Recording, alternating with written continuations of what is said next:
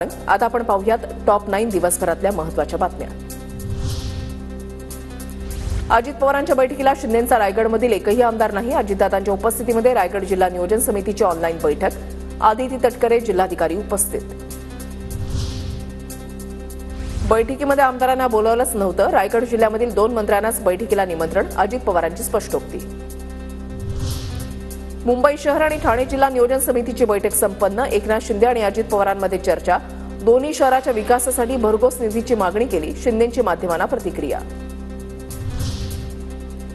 नाशिक रायगड जिल्ह्याला पालकमंत्री नाही म्हणून केवळ मंत्र्यांना निमंत्रण। आज पालकमंत्र्यांची बैठक नव्हती। उपमुख्यमंत्री एकनाथ शिंदेंकडून स्पष्ट।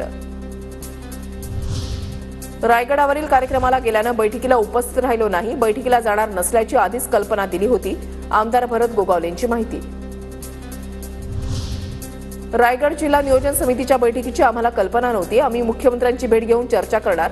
कर्जतचे आमदार महेंद्र थोरवे यांची प्रतिक्रिया।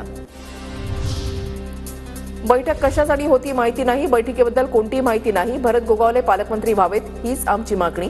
आमदार महेंद्र दळवी यांची TV9 मराठीशी बोलताना प्रतिक्रिया।